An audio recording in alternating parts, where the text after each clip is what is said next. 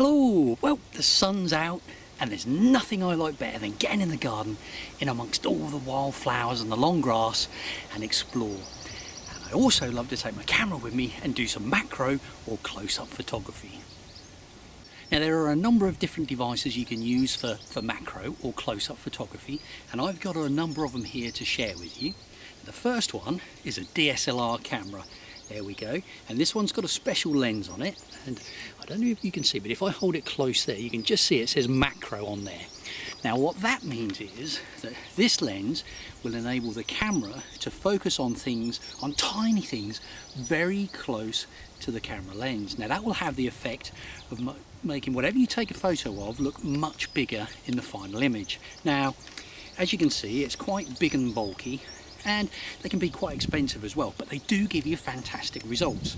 Now if you don't have one of these or you can't afford one, the other thing that you could use is a compact digital camera. Now this is one of my favorites and I use it virtually every day, and most of these types of cameras will have a macro function built into them. Now you'll have to search for it. It's in different places on different cameras depending on what model you've got. It'll either be on a dial on the top, a button on the back, or in one of the menus on the screen on the back.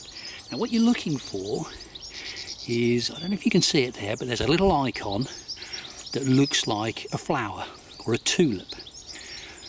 Now that's the macro function. Now if you select that, you will then be able to take close-up photos using your digital camera.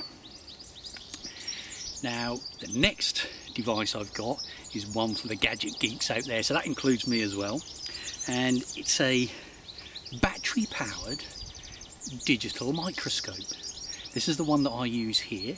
Now it's got a screen on the top so you can see exactly what you're looking at through the lens on the bottom there. It's also got a built-in memory card slot so you can record photos and videos of whatever you're looking at. Now this is fantastic if you want to look at things that are really, really tiny. Now for the final device, if you've watched some of my videos before, you might be able to guess what it is. A smartphone. Now my smartphone is probably my favourite gadget for monitoring and recording wildlife. You can use apps on it, you can use the camera to record stills and video, but the problem with smartphone cameras, although they're really, really good, they don't usually have a macro function built in.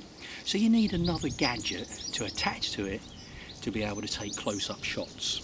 Now I use a little lens attachment.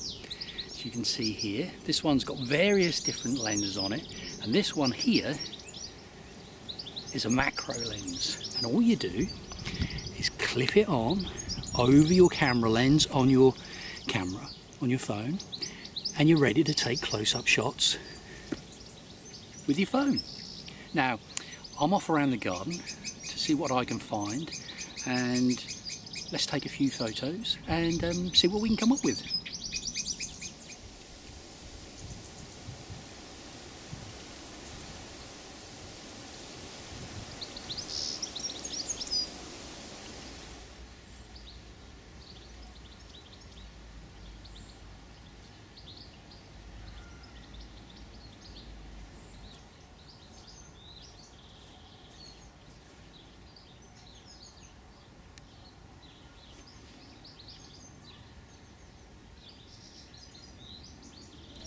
Now one of the most difficult things about close-up photography is getting things in focus. Now that can take lots of practice, and the most important thing is to try and keep your camera as still as you possibly can. Now there are different ways that you can do it. The first thing you can try is to try and keep your elbows close into your body, and then that just helps support the camera, stops it wobbling around so much, and it enables you to move in and out slowly to get the subject in focus. Now one of the things that I like to use, and this is one of the only ways I use it, is a selfie stick. Now a selfie stick can work really well because you can use it as a kind of monopod. So it's like a one-legged tripod. So if you imagine I've got my camera on the selfie stick, I can then put the selfie stick on the ground and that will support the camera, stop it wobbling around, and then I can adjust it to get the shot I want and to keep the camera as still as possible. Now you could attach it to a normal tripod as well, something like this, but if you don't have a selfie stick and you don't have a tripod, all is not lost. There's a simple trick that you can do using a stick or a bamboo and 3 elastic bands. And I'm now going to show you how to do it. So you take the first elastic band and wrap it around the stick several times so it's nice and tight around the stick, and then you just push that down a little bit to roughly where you want it. You then take your phone and you put an elastic band around the top, wrap around a couple of times to get it nice and firm. Do the same on the bottom. There we go. And then all you need to do is to pull the stick through the elastic bands, and then the phone will rest on the elastic band that you actually wrapped around the stick, and that will stop it falling down, and then you can use that as a support instead of a tripod, and it works really well. Let's have a go.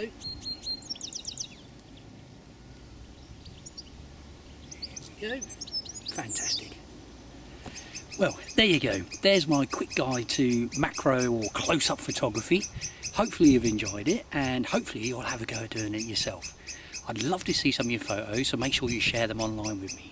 I'll leave you with some of the photos that I've taken over the past hour or so.